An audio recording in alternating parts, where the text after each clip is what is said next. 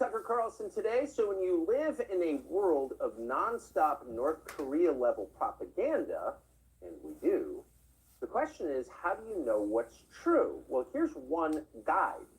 Whatever they're telling you is absolutely not true. In fact, totally outside the bounds of acceptable speculation might actually be true. So think back. What are you not allowed to say? There's a long list of things you're not allowed to say, but at the very top of it is you are not allowed to suggest that the last election, the one that got Joe Biden, air quotes here, 81 million votes, was in any way unfair. If you say that, you deserve jail time. And in fact, there are people sitting in jail right now effectively for saying that. And not only are you a criminal for suggesting that the last election wasn't fair, you have proved that you yourself are trying to rig the next election. Following this, here's Hillary Clinton just the other day. I know we're all focused on the 2022 midterm elections, and they are incredibly important. But we also have to look ahead, because you know what? Our opponents certainly are.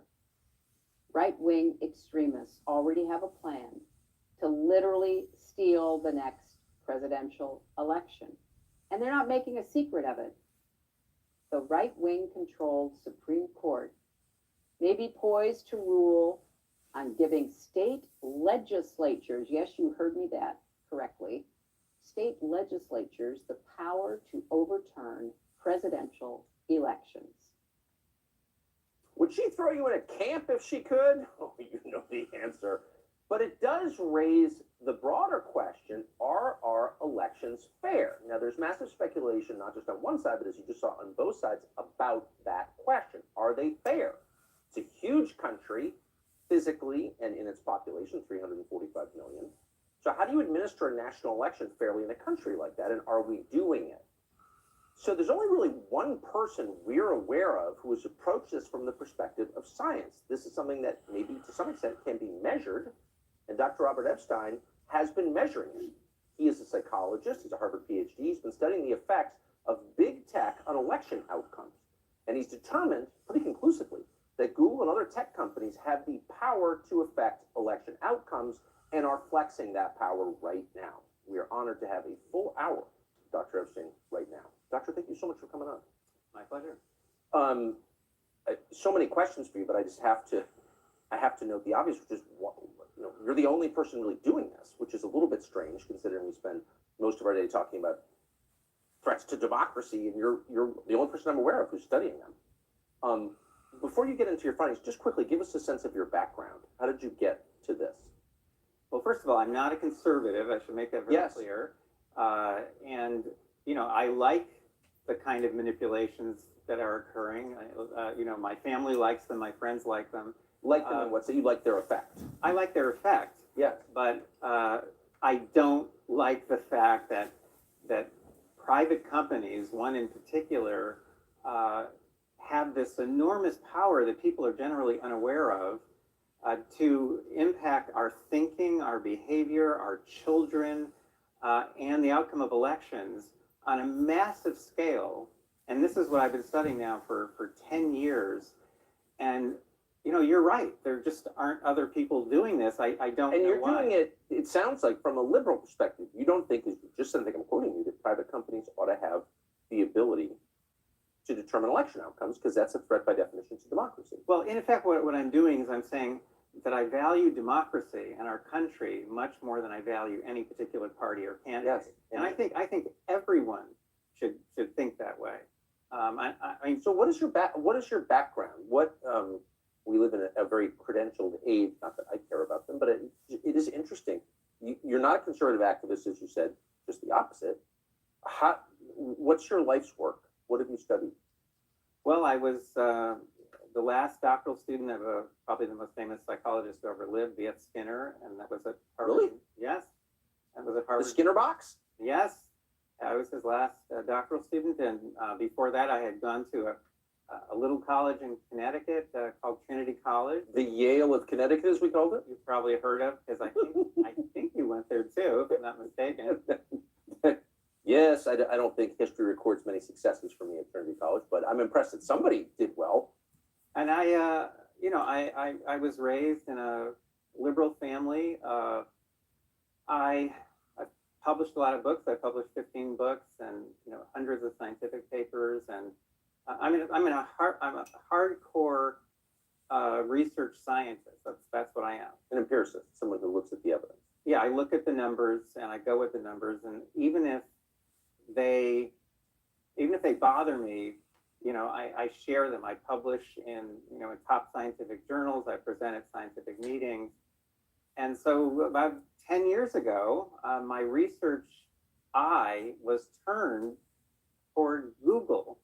And, I just haven't stopped since, because the more I've learned about Google and to some extent other tech companies, the more outraged I have become, because these companies, they operate at two levels. At this level up here, where we see them and where we interact with them, Gmail and Google Docs and Google Maps, all we see is a bunch of free services, like they're a big, sweet, kind, generous librarian. Okay. Nice description. But down here, down below, that's not what they are at all. All of those services that we use, they're all surveillance platforms. Down here at the business side, this is a surveillance company that makes almost all of its money by tricking us into giving up personal information about ourselves 24 hours a day, and our kids, and then monetizes it, sells it, aggressively. And they're making $150 billion a year now by doing this, and most people have no idea what that business model is. And they learned over the years that the more information they had about us, the more easily they could control us. And they have very, very strong values, which are like my values, actually. And more they have been using the information they have to control us, control our kids, indoctrinate our kids, and affect the outcome of elections. So I've been studying these new methods that they have for manipulating people. I've been doing that for 10 years. And then about 6 years ago, prompted by one of the state attorneys general, Jim Hood, I started to develop methods for doing to them what they do to us and our kids. In other words, I started to develop methods for tracking them to see what they're actually showing people. So in other words, I was learning about these new techniques for manipulating people online, and the question was, are they really using them? And it turns out, when I developed this monitoring technology, that yes, they are using these. And then in very recent years, that's been confirmed over and over again by whistleblowers from Google, by leaks of emails, PowerPoint presentations, videos. So over and over again, we've had this confirmed, that what I've been saying about these companies, Google in particular, is absolutely true. And it's terrifying. And they have no constraints on them whatsoever, none. Google's I think by a lot of measures, the most powerful company in the United States. I can't think of a more powerful one. And it shapes our reality. Most people understand reality through the lens that Google has provided us. So why is there no oversight of it? I had a sit down, almost 4 hours, with Ted Cruz. And I don't know what you think of him. I don't like his politics, but he's a brilliant guy. He's smart, for sure. He's incredibly smart. And we talked for almost 4 hours straight. It was just a private dinner that he invited me to. We talked tech for almost 4 hours. He understands, he knows that these companies are operating without any kind of constraints at all, and that they are impacting what we think and believe, and what we buy and how we vote. He understands it. But he, even Cruz, he can't quite figure out what to do. Okay, what do you do about this? These companies donate so much money to politicians, especially Democrats. 95% of their donations go to Democrats. So they've got all the Democrats in their pocket. They were Hillary Clinton's largest donor in 2016. The head of, excuse me, I'm going to totally step on this and See, this is, again, it controls your life. I love it. It controls your life. This happened to Cruz in the middle of an interview, too. I don't know if you saw that. No. I can't even, it won't even let me turn it off, so. Technology intrudes even in the studio. By the way, this is a very special phone. This is not a regular phone. So this is a secure phone, the kind that our intelligence people use. Let's just take a quick detour here because I'm Yeah, interested. yeah. What does that mean? It's a secure phone. Well, your phone, whether it's an Apple type phone or an Android phone, is listening all the time. It's recording all the time. Your location is being tracked all the time. And even if you turn the phone off, it doesn't matter, because remember a few years ago you could take the batteries out of your phone? Yeah. Now you can't. They solder them in. Why did they do that? So you can never turn them off. They never stop tracking you. This phone doesn't track. So this is a very special phone. Where do you get a phone like that? Well, we actually, my nonprofit that I work for, we actually make them for certain people who ask us to very nicely. You know, they're not widely available, but we're trying to change that. We're trying to make them more widely available. Everyone should be using phones like this. And does that phone do, I'm making a note, get Epstein phone.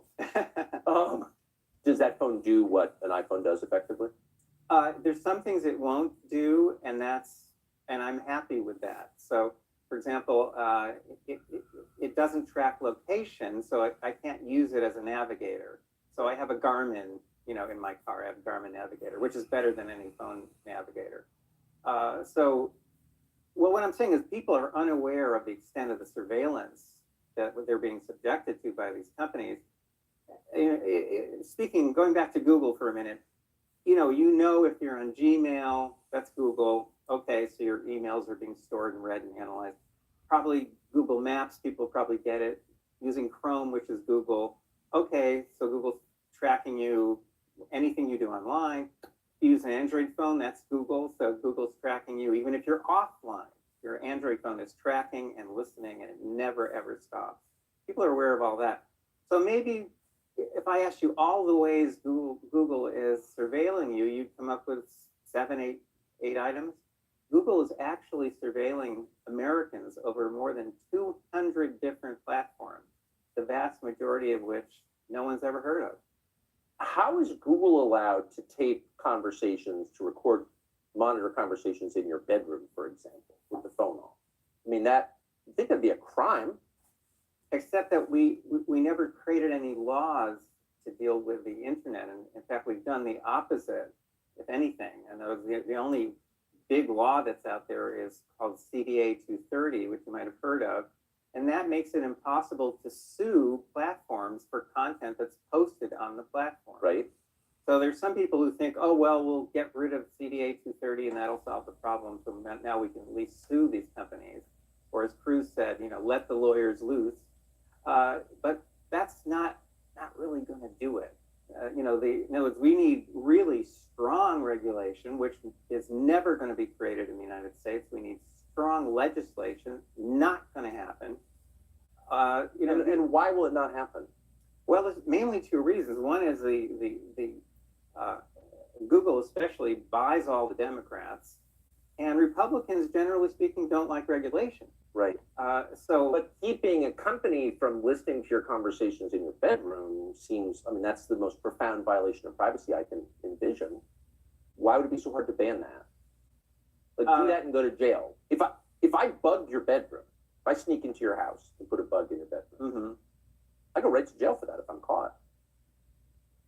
Except that the authorities know that these companies are doing this. In fact, there are now court cases in which records from companies like Amazon, the recordings from Amazon Alexa have literally been subpoenaed for court cases. So, it's well known that these devices, the personal assistants like Alexa and Siri, all the mobile phones that we carry, it's well known that they're listening and recording and analyzing nonstop. But again, our authorities won't touch these companies. There are lots of reasons, but again, the two main reasons have to do with Democrats being in their pockets and Republicans just not liking regulation.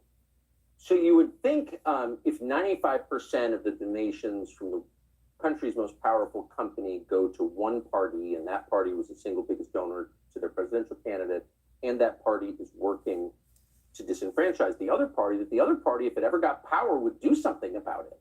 You would think. Look, I I know you're not a Republican. Yeah, but there's so many issues here. Look, for one thing, we're talking about tech, Right. and tech moves really fast. So even if we got our act together and we passed a couple of laws and so on, you know, that world, the world of legislation, regulation, it moves so slowly. It moves like a a crippled turtle. So it'll never keep up with tech. So, I have looked for other solutions, especially a tech solution, because tech can keep up with tech. And based on a challenge that I was given by one of our state AGs back in 2015, starting in 2016, I actually came up with a solution, and I built the first ever system to monitor Google, Bing, and Yahoo, so that you know Nielsen, for a very long time, the Nielsen company has been tracking the television shows that people watch. That's right. And so they recruit families, they protect their identities. They have thousands of families in the US, and Nielsen now is not just in the US, they're in 47 countries. And they keep track of the shows people watch, and that gives us the Nielsen ratings. That determines what shows get kept on the air. That determines what advertising costs. Yes. So it's important. And it's done kind of, low key, very low key, right? So I developed a Nielsen type system.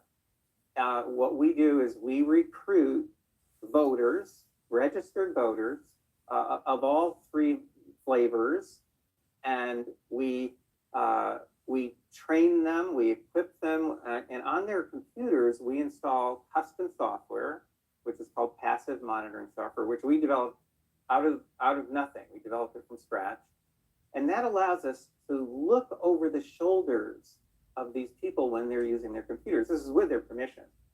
And starting in 2016, when we started small, we had 95, we call them field agents in 24 states. We were able to look over their shoulders when they were doing election-related searches on Google, Bing, and Yahoo. So we then aggregate this information. It's coming to us instantly. So when people are seeing stuff on the screen, we're getting copies of it, we're aggregating it, we're looking up all the web pages, and that way we could see whether there's any bias in Google search results, Bing, and Yahoo. So that's kind of how we started. So we started, we knew we needed to find a way to see what real users were actually being sent by these companies. And the question is there bias?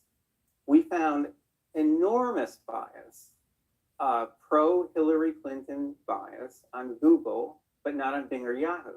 Now, Bing and Yahoo don't matter because they get 1 or 2% of search. Google around the world gets about 92% of search, so Google does matter. So that very strong pro-Clinton bias in 2016, now remember, we're getting this through 95 computers, the computers of our field agents. If that level of bias had been present nationwide for several months before the election, we know from the experimental research we've been doing since 2013 that would have shifted among undecided voters, the vulnerable people, that would have shifted to Hillary Clinton between 2.6 and 10.4 million votes, with no one knowing that this had occurred and without leaving a paper trail for authorities to trace. So except for our monitoring and us capturing some of these search results, there's normally that information it affects you. It disappears, it's gone forever, it's not stored anywhere. It's called ephemeral. Now, here's the key to all of this. 2018, there was a leak of emails from Google to the Wall Street Journal. And in the emails, Googlers are discussing how they can use ephemeral experiences. That's the phrase that's actually in their emails. How can we use ephemeral experiences to change people's views about Trump's travel ban? In other words, they know that they can use content that's ephemeral, like search results, news feeds, search suggestions, those little answer boxes that you see. That's all ephemeral content, which just disappears and it's not stored anywhere, right? Never captured. So they know that they can use that to shift people's thinking and behavior, and they do it deliberately. And my experimental work since 2013 has been measuring that power. That's what I discovered the techniques. We studied them in controlled experiments, and we quantify the power that these techniques have to change people's thinking, to change opinions, and to change people's voting preferences. And what that leak of emails said basically was that, hey, we do this deliberately. We're aware of the power that ephemeral experiences have to impact thinking and behavior and everything and votes. So in effect, what I've done is two things over the years. I've discovered and named and quantified these techniques. And my team is the only team in the world that's been doing this, by the way, for 10 years. And the second thing is we've learned how to monitor what these companies are actually showing people to see whether they're actually using these techniques. It's one thing to say they have this power. It's quite another thing to say they're exercising this power. And we have shown now beyond any possible doubt that they're doing both. And we've made tremendous progress both on the basic research and on the monitoring. So, at some point I want to tell you about what we did in 2018, 2020. We went crazy in 2020, capturing a massive amount of data. And 2022, right now, we're setting up an even bigger system. And by the end of 2023, we are going to have in place a comprehensive, large-scale, permanent monitoring system in all 50 states. And that is going to serve as a force field, a shield that is going to keep these companies away from our elections and away from our kids. I can't think of a more virtuous goal than that. But let's just go back 2 years, almost exactly 2 years to the 2020 election. What was the effect, do you believe, having looked at the numbers, of big tech on the outcome of that election? First of all, we were doing extensive monitoring. We didn't have 95 field agents. We had 1,735 field agents in 4 swing states. So we're monitoring what people are seeing on the screen using 1,735 computers owned by real voters. We preserved not just a few thousand searches, we preserved 1.5 million ephemeral experiences on Google, Bing, Yahoo, Google's homepage, Facebook, YouTube, you name it. We've now figured out how to do that kind of tracking of these companies. And what we found was extreme liberal bias on Google, which is the only company that really counts, and hardly any bias on Bing and Yahoo. But we found also overwhelming bias on YouTube. 93% of the videos that Up Next algorithm, that Up Next is recommending, 93% of those recommendations that were going to liberals, moderates, and conservatives came from liberal news sources. 93%. So this is not user-driven. This is driven by Google's Up Next algorithm. So the point is, we found extensive liberal bias, and we're looking at the swing states. So we're looking, where the battlegrounds are, where the real conflict is, where the intense campaigning is. And at that level of bias, Google alone would have shifted over a period of several months before that election, 2020, more than 6 million votes to Joe Biden. Now, I supported Joe Biden. I don't think he's a very good president, but I supported him. I did not want Trump in office again. But still, I was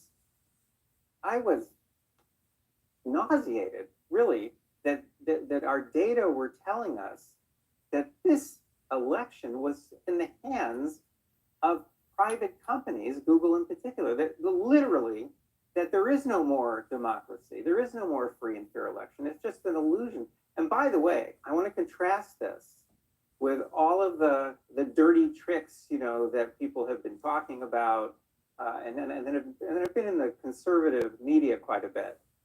You know what? Dirty tricks don't bother me because they shift a few thousand votes here and there, and they're competitive. Everyone's doing dirty tricks. They always have and they always will, but they kind of balance each other out. Sometimes one party gets ahead of the other, of course. Yes. But what's happening with these companies is completely different. We've never faced this before in history, never. Because what's happening with these companies is happening on a massive scale. It's invisible to people, and it's not competitive. You can't counteract it. If you want to support a candidate and you put up a billboard, I can support the other candidate and put up my own billboard. You want to buy a TV commercial? I can buy a TV commercial. I can buy two. But if Google wants to support a candidate, there's nothing you can do. You cannot counteract that kind of influence because they control the platform. They determine the order of search results. They determine what content they're going to show you and what content they're going to suppress, and people will never see. Twitter, same thing. Facebook, same thing. I mean, these companies have powers, even that one power, the power of suppression of censorship. They should not have that power.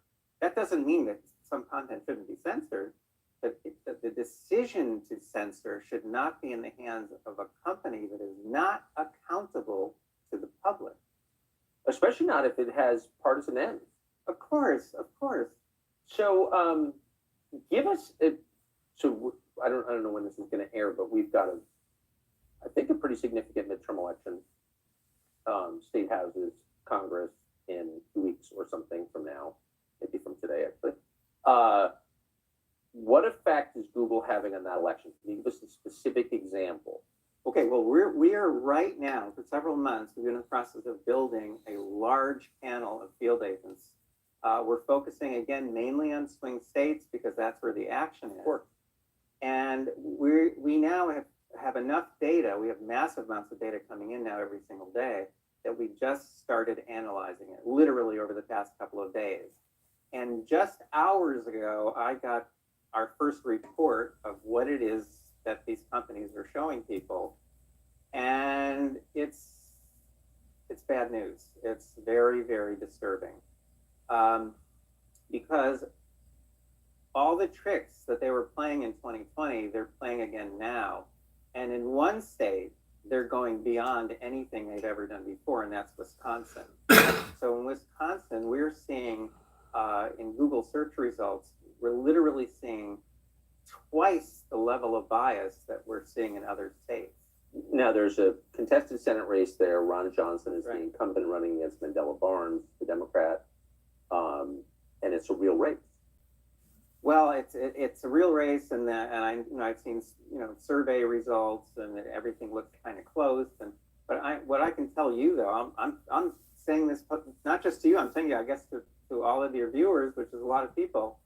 As far as I can tell, Senator Johnson does not have a chance of winning that election because Google can shift so many votes, especially during those last few days and on election day itself. Can I give you a couple of? I hope you will. I'm mesmerized. A couple of examples. Okay. As you may know, the RNC just sued Google because the RNC says they have evidence that Google has suppressed tens of millions of emails that they have been sending to potential Republican voters. Those are, reminders to mail in your ballot. Those are reminders to, get out there and vote. But the RNC has sued them saying Google has been suppressing those emails. Does Google suppress emails? Oh yeah. And again, that's one of the things that a monitoring system can document in a way that would be admissible in court.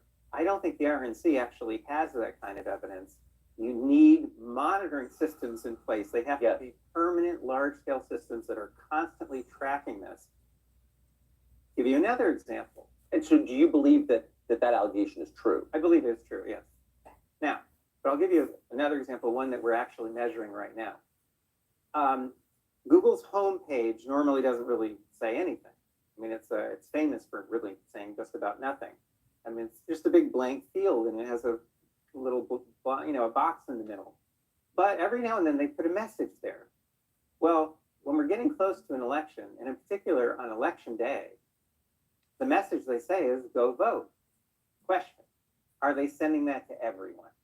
Let's say they're sending it to everyone.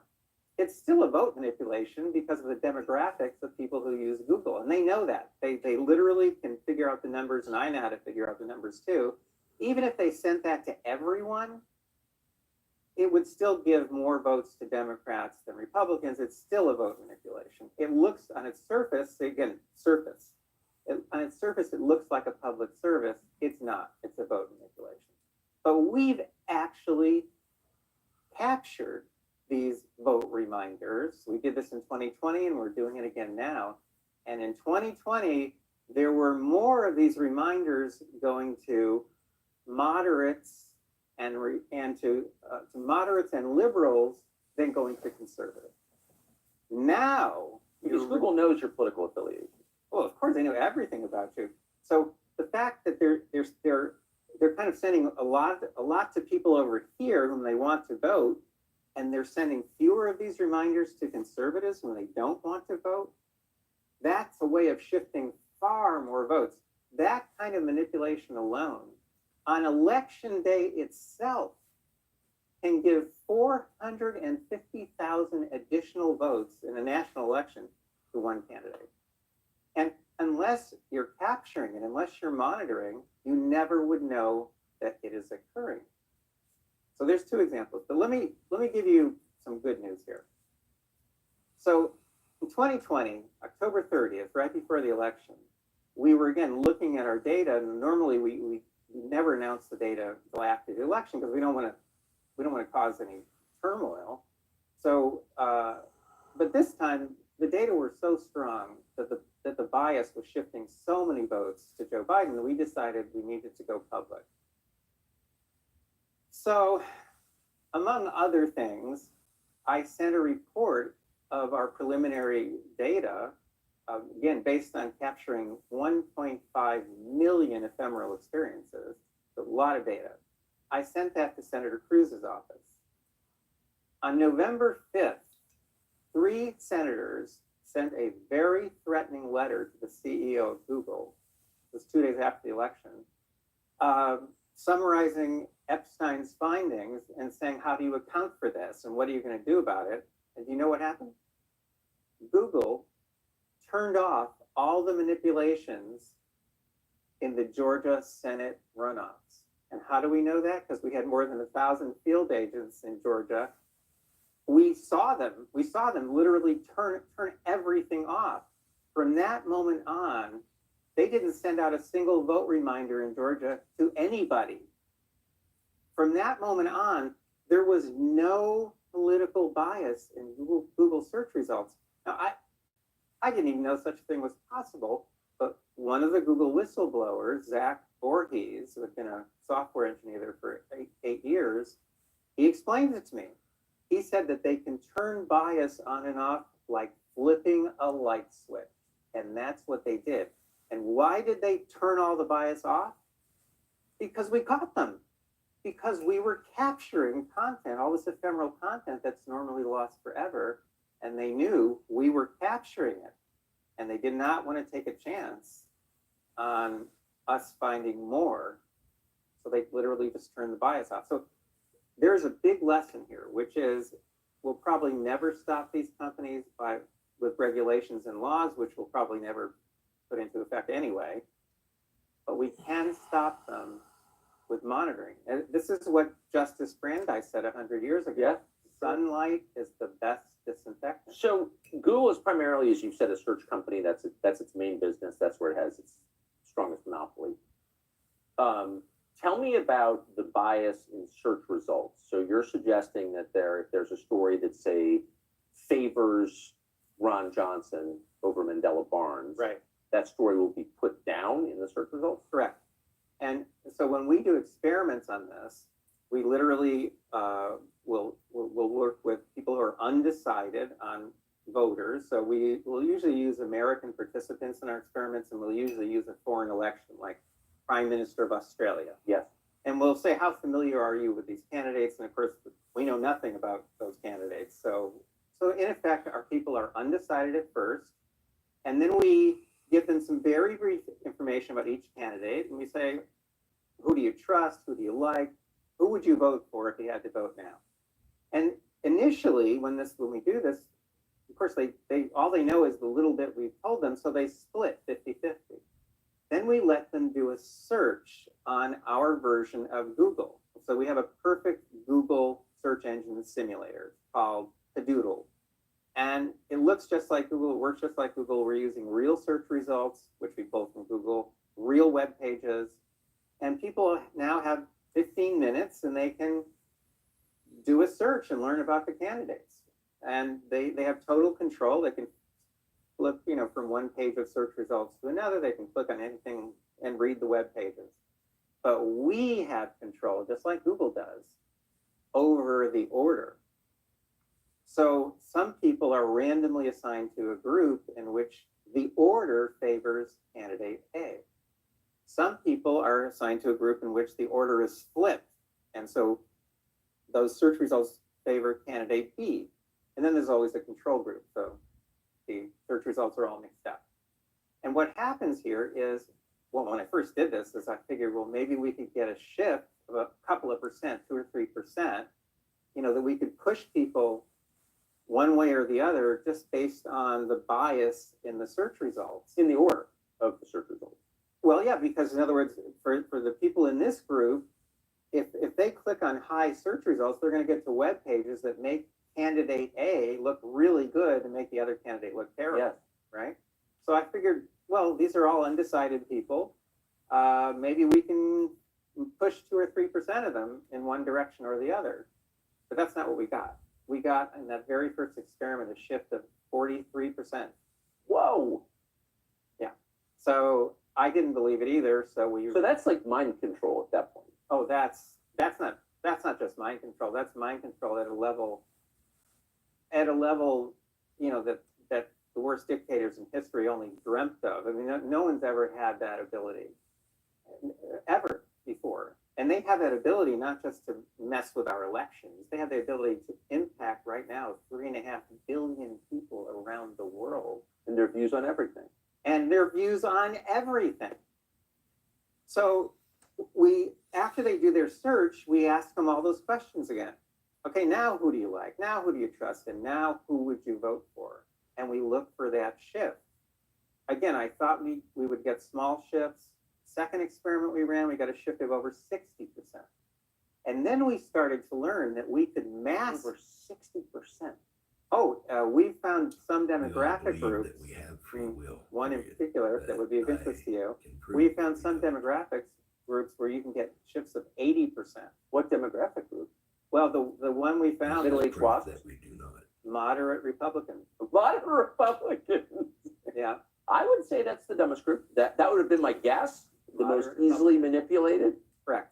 Yeah. And they have incredible faith in, Google and algorithmic output. And I totally believe that's so interesting. uh, You have an interesting job. well, it is interesting.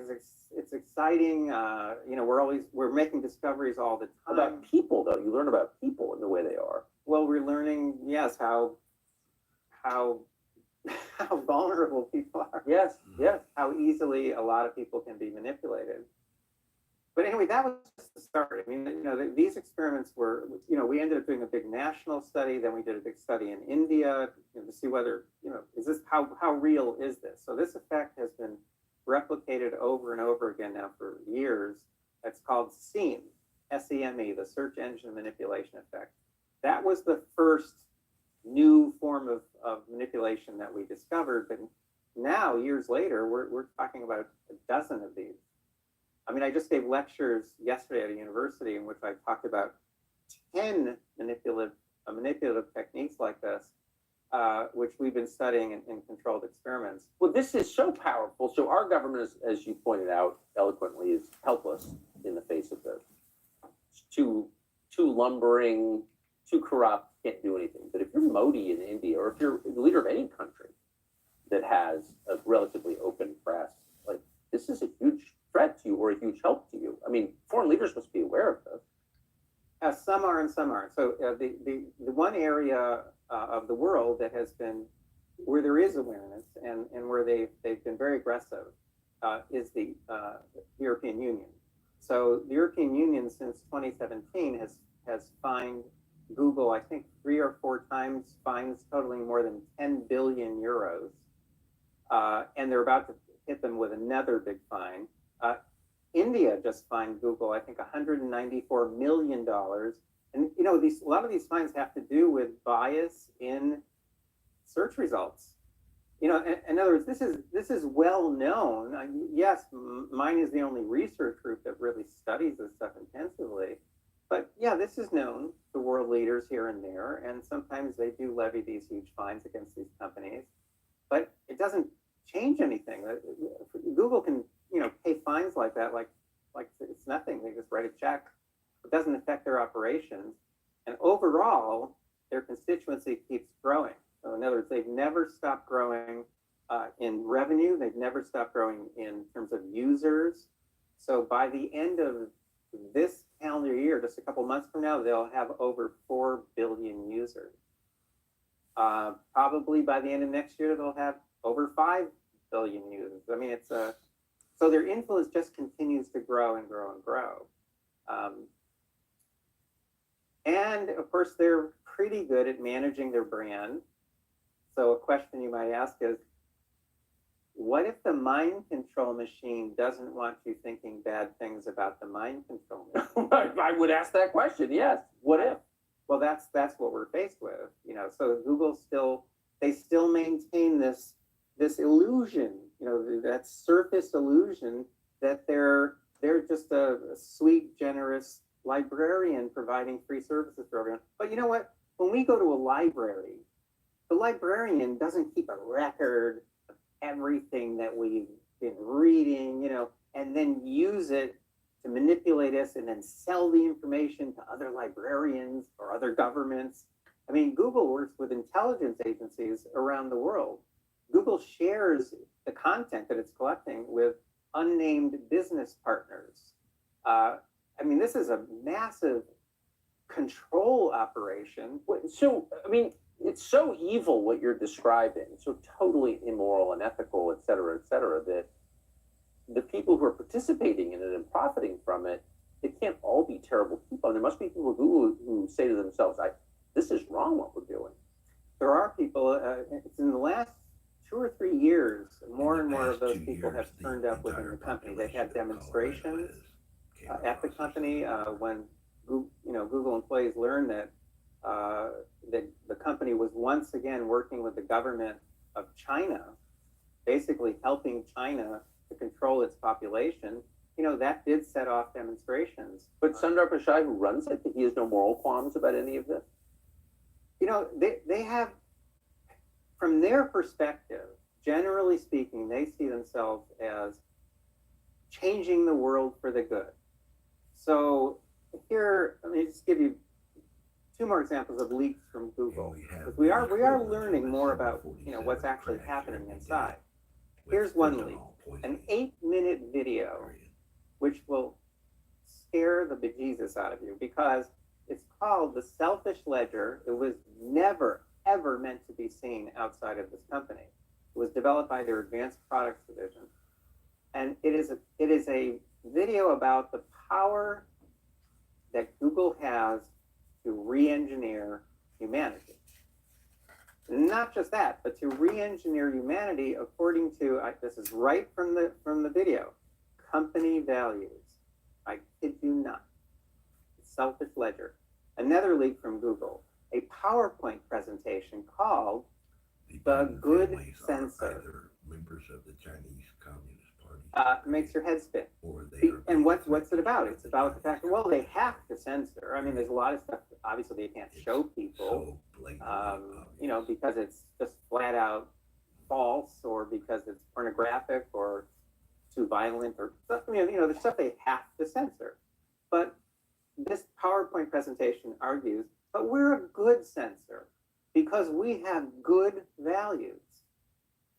Well, you know what? I happen to share a lot of those values, but I still don't want a private company that is not accountable to the public making those kinds of decisions about what content the world can see and cannot see. So you have put together this, Google's Triple Threat to Democracy, Our Children, and Our Minds, which I think summarizes it. You made this for me, and I'm grateful. I made that for you. But if our viewers are interested in reading this or documents like this, where can this be obtained? They can go to mygoogleresearch.com. Very simple, mygoogleresearch.com. You can get a free copy of that. I just updated it a few days ago, so it's really up to date. mygoogleresearch.com. So what does Google think? And since you are, as noted at the outset, really the only person who's systematically measuring Google's effects on America's brain, what's their response to you been like? Well, a dear old friend of mine and his wife, I mean, he's now head of engineering at Google, Ray Kurzweil. They won't even talk to me. And I've never had any conflict with either of them, ever. Why won't they talk to you? I guess because the company said they can't talk to me anymore. I mean, I had a reporter from DC tell me that he had talked to a woman at Google about my research. He said he believed she was the head of their PR department. He said, and she screamed at me. He said, I've never seen that happen before. He said to me, you have their attention, and if I were you, I would take precautions. And there have been some suspicious incidents that have made me worried and to some extent afraid, and upset my team. Can you describe any of them? Well, my beautiful wife was killed about 2.5 years ago, and now preface here. A few months before that, I had given a private briefing to a bunch of AGs. And after the briefing, one of them came out into the hallway and said, Dr. Epstein, I don't mean to upset you, but he said, I think you're going to die in some sort of accident in the next few months. And then he walked away. And I did not die a few months later, but my wife died. Well, I didn't know that, and I'm shocked to hear you say that. Yeah. So it's an attorney general of the state predicted that some. Yes. A few months ago, our wonderful managing director, who really, kept our morale so high, fabulous human being. She's walking in downtown San Diego, Saturday afternoon at 2:00. Bright sunlight. San Diego is a very safe city, relatively speaking. Yes. And a guy runs up to them, her and her husband, who's a very, very handsome man, pulls a knife out, slashes her husband all the way from his ear to his mouth. And then he looks at her, my managing director, and looks at her right in the eye, looks her straight in the eye and laughs, and then runs away. She lasted another 2 months or so. I mean, she immediately popped into her head that this was a big tech company that was doing something nasty to scare us. And we are, what we do is exciting. It's tremendously exciting because we're discovering amazing things, disturbing and amazing things, but it's also scary. You don't work at a university. I don't know. We have a private nonprofit. Well, what's interesting is that, there are so few, at least in the social sciences, professors left tenured professors who are doing real research that is changing the way we think about the world in a way that matters. And you are doing that. So it's a little strange that you're not, getting awards on some faculty where you've got a permanent job for life, et cetera, et cetera. I assume you can't. Well, I've taught at university. Yes, I know. I couldn't do this kind of work in a university setting. They wouldn't. Why? Because they wouldn't let me. Because Google is a major funder of university research and research institutes and so on. I mean, they're very, very generous in that way. And now and then, when someone has tried to challenge them, a couple of years ago, this happened with literally a Harvard faculty member, and he tried to challenge Google, and the next thing he knew, he was fired, and his whole team was fired. So you have to tread softly. You do not want to piss off Google. Do not piss off Google. I mean, I'm living proof. You don't want to piss off Google. But you continue to. Why? Well, I'm a very idealistic person. I really believe in truth and justice and the American way. And I mean, I really believe it with my heart. I mean, I'm wearing a flag here, not because I'm a right-wing conservative nutcase. I am wearing this flag because I love America. Democracy is a flawed system of government for sure, but it beats all the other ones hands down. That's for sure. And I don't like, what I have learned is that the democracy that we think we have doesn't exist anymore. It does not exist anymore. And I'll tell you, Dwight D. Eisenhower, that famous speech he gave just a few days before Kennedy became president in 1961. On the military-industrial complex. Military-industrial complex. That's what everyone remembers, right? You go back and read it. He's warning about the rise of not just a military-industrial complex, but the rise of a technological elite. His term, a technological elite that can control public policy without us knowing. And one of the pieces I have coming out soon, in fact, it's a book being published by Hillsdale College. It's entitled "The Technological Elite Are Now in Control," because they're in control. We just don't know it. But because of the kind of research that we do and the tracking system, the modern systems that we run, we know it. We know it for sure. Now, whether the public is going to get the message, whether they're going to believe this, whether they're going to stop using all these free services that they get from Google and other companies, those aren't free. Those aren't free services. You pay for them with your freedom. That's a big price to pay for a free email service. Can I tell you the big plan? I hope you will. Okay. So the big plan is, it's taken us many years to get to this point. But the monitoring systems that we're setting up now, we have more than, I think, 2,000 field agents right now. And this time, we're also recruiting, with their parents' permission, we're recruiting children. We're going to start installing the special software on children's devices. By the way, we never spy on individuals, ever. So when data are transmitted, there's no identifying information. We're always looking at aggregate data, not individual data. Google does the opposite. They're always looking at individual data so they can monetize it. We're just looking at aggregate data. The point is, the system we're building now is not only going to be bigger and better than all the other ones, but it now involves children, so we can look at the content these companies are sending to children.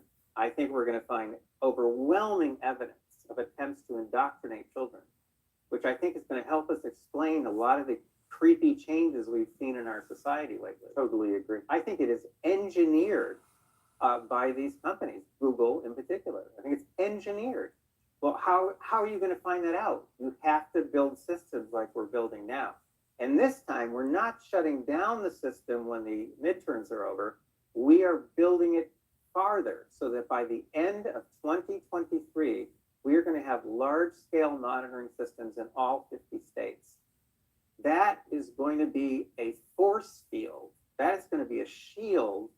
Look, we accomplished this in the end of 2020. We got Google to flip the light switch. We got Google to turn off all of its manipulations in the Google Senate races. I'm sorry, in the Georgia Senate races. And we are going to do that now, protecting the whole country, protecting all of our voters, protecting all of our kids from any manipulations by Google and other tech companies. And we're going to continue to build out this system and make it permanent so that no matter what our regulators and legislators do or don't do, doesn't matter. That sunlight is going to be shining on these companies, and they are going to stop. Because if they don't stop, they're going to be shamed, and some of them are going to be jailed and fined. Because when it comes to elections, they are violating campaign finance law. Yes. They're making massive in-kind contributions to candidates without declaring what they're doing. Of incalculable value. That's right. Stay safe. I hope that you get to do that.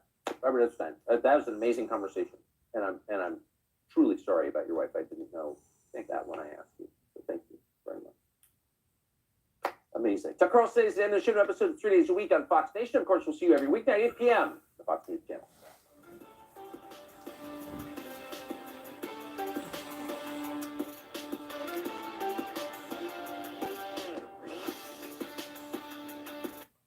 Oh, it shouldn't be private. That's weird. I'll have to go check. Damn it. Stop. All right, guys. But yeah, it shouldn't be private. I'll check it out. Thanks for hanging out. Oh, here we go. See you later. God bless everyone. Merry Christmas. Click, click, click.